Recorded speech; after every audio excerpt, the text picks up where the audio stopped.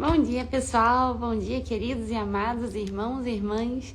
É uma alegria estarmos aqui, terça-feira, estar aqui com você, iniciando o nosso dia aqui em oração. Você, querido e amado jovem, irmão católico, evangélico, você jovem que precisa de um caminho na sua vida, está no lugar certo. Bom dia, Fábio, que Deus te abençoe. Que alegria ter você aqui. Que Deus abençoe a cada um que vai chegar, a cada jovem que estará aqui com a gente, porque no dia de hoje o Evangelho nos faz uma dura reflexão. Bom dia, Adriana, que Deus te abençoe, seja muito bem-vinda, você, família.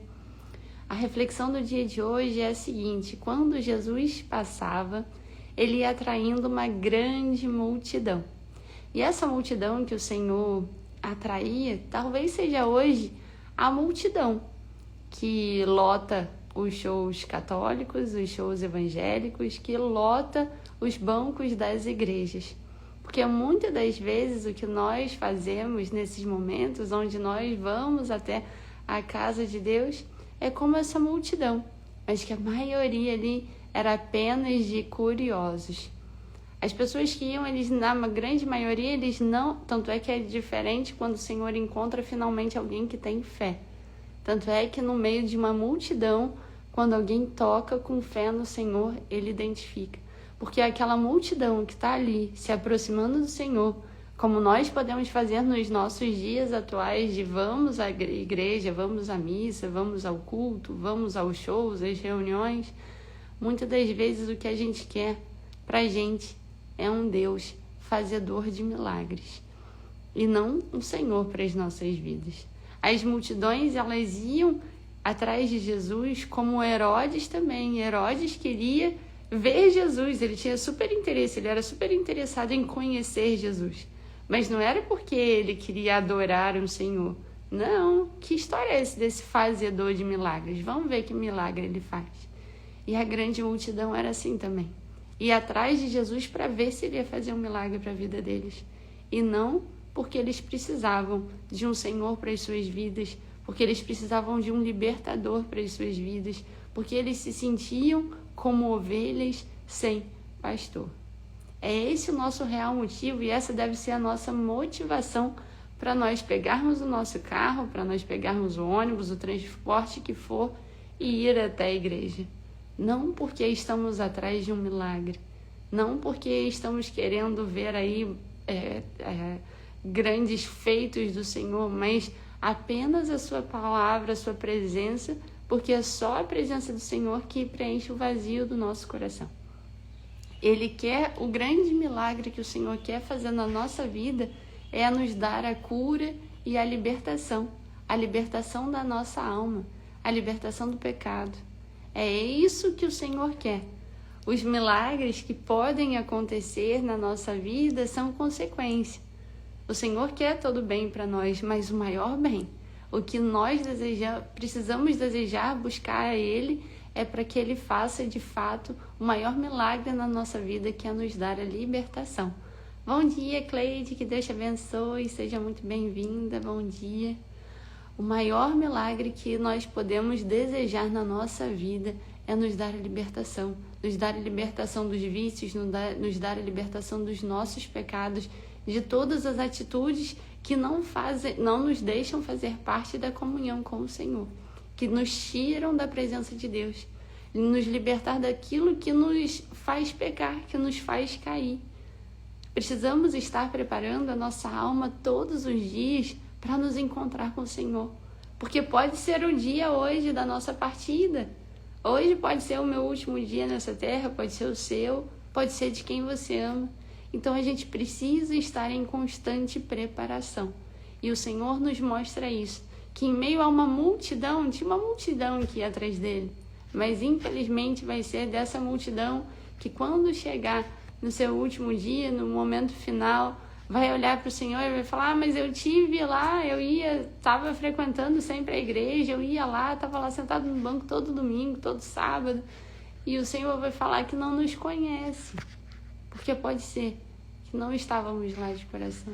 A gente estava lá esperando só um milagre e não buscando de verdade um pastor, um Senhor, para nos dar a paz, para nos dar a libertação, para nos mostrar o caminho da salvação, o caminho que leva ao Pai.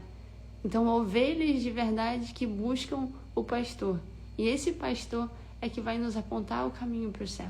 É essa a nossa motivação de buscarmos a Deus. Não pelos milagres, mas por reconhecermos que precisamos de um Senhor na nossa vida.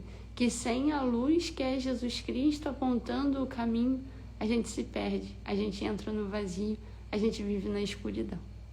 Então, assim, vamos à leitura do Evangelho de hoje, um Evangelho um pouco mais longo, Evangelho de Marcos, onde vamos conhecer o milagre da ressurreição da filha de Jairo e a mulher com o fluxo de sangue que tocou no Senhor.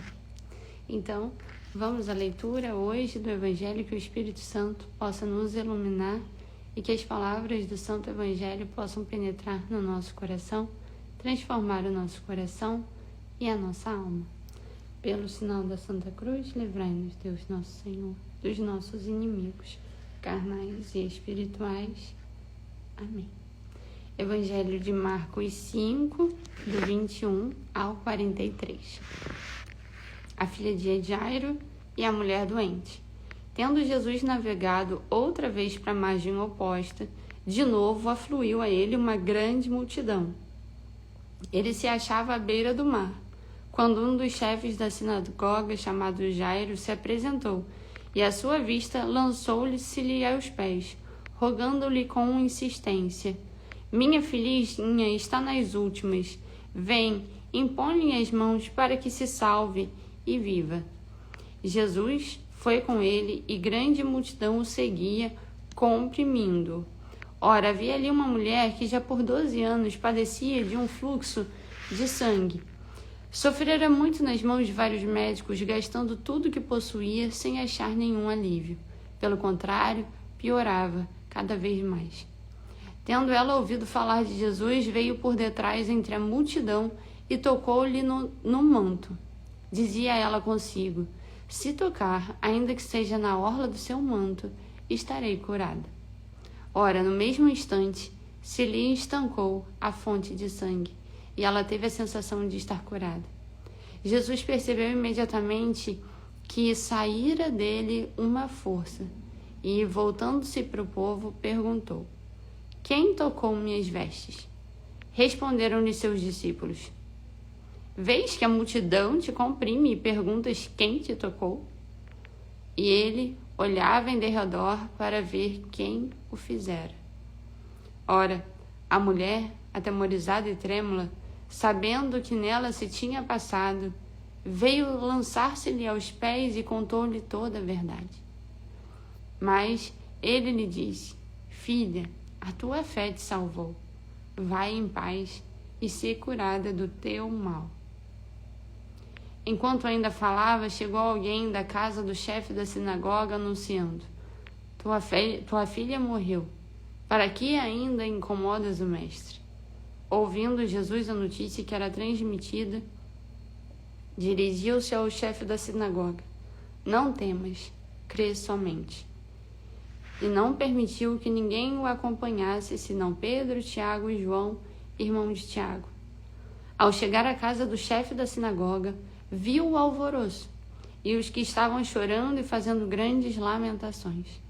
Ele entrou e disse-lhes: por que todo esse barulho e esses choros? A menina não morreu, ela está dormindo. Mas riam-se dele. Contudo, tendo mandado sair todos, tomou o pai e a mãe da menina e os que levava consigo, e entrou onde a menina estava deitada. Segurou a mão da menina e disse-lhe: Talitá cumi, que quer dizer: menina, ordeno-te, levanta-te. E imediatamente a menina se levantou e se pôs a caminhar, pois contava 12 anos. Eles ficaram assombrados. Ordenou-lhes severamente que ninguém o soubesse e mandou que lhe dessem de comer. Palavra da salvação, glória a vós, Senhor. Que pelas palavras do Santo Evangelho sejamos perdoados dos nossos pecados, que as palavras realmente sejam a força do nosso dia e a libertação para a nossa alma. Amém. Bom dia os que estão chegando aqui agora. Bom dia, Lohanzinho. Bom dia, Joyce. Bom dia, Sávio. Que Deus te abençoe.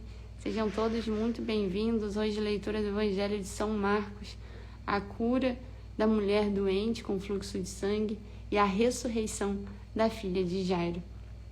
E aqui, voltando para a mulher com fluxo de sangue, o Senhor vê que no mesmo instante em que ela tocou o manto do Senhor, estancou-lhe a fonte de sangue e ela teve a sensação de estar curada, apenas ao encostar no manto do Senhor. E era tanta fé que ela tinha, porque imagina só, Jesus estava ali pressionado no meio de uma multidão, todo mundo queria encostar nele, todo mundo queria ver um milagre ali. Bom dia, Ana Cristina, seja muito bem-vinda. Todo mundo queria um milagre, mas essa é a diferença. Tantas vezes você podemos estar indo atrás do Senhor apenas para ver um milagre. E às vezes ainda se revolta porque esse milagre não acontece. O maior milagre que o Senhor quer ver na tua vida é a libertação. Bom dia, Marina, seja muito bem-vinda. Esse é o milagre que o Senhor quer ver, quer fazer na tua vida, a libertação. E quando alguém vai ao encontro do Senhor para de fato, com fé, buscando esse Senhor, buscando a libertação, acreditando no senhorio do Senhor Jesus e não como um fazedor de milagres. A gente precisa de um Senhor para a nossa vida e não um fazedor de milagres, que atenda o que você quer. Como se fosse chegar no restaurante, um self-service, aí você vai pedindo tudo que você quer e vem alguém te servindo, te dando o teu desejo. Ou como uma lâmpada, né, que sai ali um mágico e vai satisfazer os teus desejos como o gênio da lâmpada. Esse não é o Senhor. Quem promete essas coisas rápidas, quem promete saciar as tuas vontades e os teus desejos desse mundo, é o inimigo de Deus. O Senhor te promete um caminho duro, um caminho árduo, a porta estreita, como já lemos há poucos dias, onde nós vemos que são raros os que escolhem a porta estreita, esse caminho de cruz do Senhor, que resolve escolher pelo Senhor e escolher esse caminho com Ele, esse caminho de cruz, esse caminho que não é fácil, mas é o caminho que vai te levar à libertação e vai garantir o céu para você, especialmente para a tua família. O Senhor te chama hoje a ser como essa mulher. E aí imagina só essa cena, essa multidão está imprensando Jesus e pensa, não é meia dúzia, é multidão. Lembra como era uma multidão? Era de 5 mil homens, sem contar mulheres e crianças. Então isso aí dá 15, 20 mil pessoas. Então era uma multidão que estava em volta de Jesus, aí todo mundo imprensando, todo mundo querendo encostar nele. E aí de repente ele sente essa força que sai dele. E ele para tudo. Mas quem que me tocou? Aí imagina só ainda que desaforo, né? Os discípulos, você tá brincando, né? Todo mundo tá te tocando. Como assim? Quem te tocou? Todos. Muitos, né? E ele para tudo. E Jesus para. E Jesus percebeu imediatamente que saíra dele uma força. E voltando-se para o povo, perguntou, quem tocou minhas vestes? E ele olhava em derredor para ver quem o fizera. Imagina só, o olhar que Jesus lançava e feliz, né? Graças a Deus, já não era sem tempo. Pai, muito obrigada. No meio dessa multidão, até que enfim, alguém me toca de verdade com fé. Esse olhar de Jesus, e a mulher, coitadinha, ela ficou, a mulher atemorizada e trêmula, sabendo que nela tinha se passado, veio lançar-se-lhe aos pés e contou toda a verdade. Imagina aí essa mulher muito assustada, o que ele vai fazer comigo? Fui eu que toquei ele. Ela sabia também do tamanho da fé dela. E ela sabia que ela tinha ficado curada. E aí ela se joga aos pés de Jesus e Jesus fala, filha, a tua fé te salvou. Vai em paz e ser curada do teu mal. O Senhor ainda fala do teu mal. Esse mal que ela carregava e que só o Senhor Jesus vem para libertar. Mas imagina só, ficou emocionada em imaginar o olhar de Jesus e a alegria por ele ver alguém com fé. Imagina, uma multidão já estava ali. E que pena. Essa multidão que vai chegar um dia lá, que pode ter chego um dia e falado: mas a gente te procurou, a gente estava atrás de você, a gente te acompanhava. E o Senhor vai falar que não conhece nenhum deles. E ali naquele meio, só aquela mulher, cheia de fé. E também, depois, quando ele chega lá, a filha de Jairo, que o Senhor fala para ele, Jesus dirige para o chefe da sinagoga, né, para Jairo, e fala para ele, depois que já tinham falado: não atormentem mais o mestre, ela já morreu. E Jesus fala: não temas, crê somente. E ele vai, olha para a menina, vê aquele monte de choro, todo mundo chorando, todo mundo desesperado. E ele fala: calma, porque todo esse barulho, a menina não morreu, ela só está dormindo. Mas esse é o chamado do Senhor para o dia de hoje. Não temas, crê somente. O Senhor fala inúmeras vezes para não termos medo, e sim para crermos. Então, que no próximo dia que você se propor aí à igreja, seja você católico, seja você evangélico, que a gente não vá para a igreja em busca de um Senhor que vai fazer milagres, mas sim por nós entendermos que é só esse Senhor que vai preencher o vazio do nosso coração. Por entendermos que precisamos sim de um mestre, de um guia, de um Senhor, de um pastor para guiar a nossa vida. Porque sem ele ficamos como ovelhinhas perdidas, sem pastor, à margem dos animais ferozes que podem querer acabar com a nossa vida, destruir a nossa vida, porque o inimigo, o demônio, vem para matar, roubar e destruir. Destruir a nossa vida, destruir as nossas famílias. Por isso precisamos do nosso bom mestre. Por isso precisamos do pastor para a nossa vida.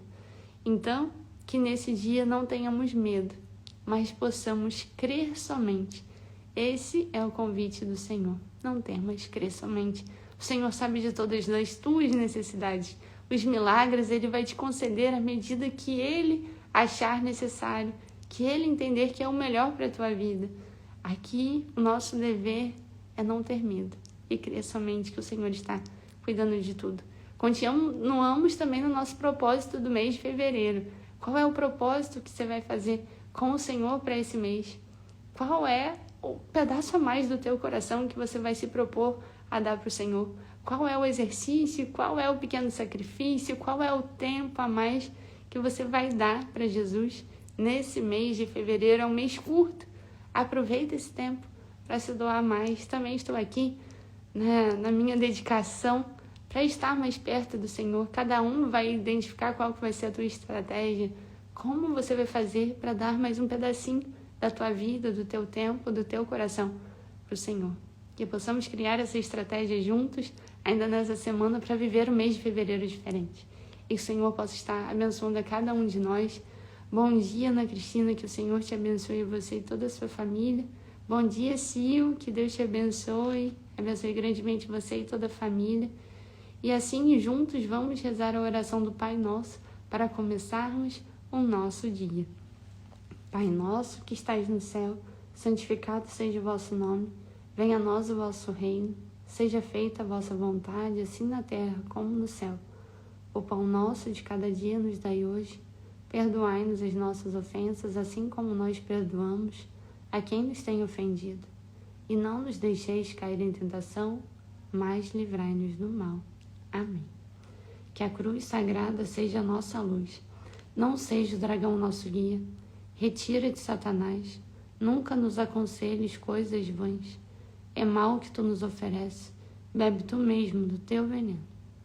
E aos nossos anjos da guarda que nos protejam, nos guardem no dia de hoje. Santo anjo do Senhor, meu zeloso guardador, se a ti nos confiou a piedade divina, sempre nos rege, sempre nos guarde, sempre nos governe, sempre nos ilumine. Amém. São Miguel Arcanjo, rogai por nós. Amém. Bom dia, Marta, que Deus te abençoe. E a cada um de nós, que o Senhor abençoe o nosso dia. E até amanhã, com a graça de Deus. Um beijo para vocês.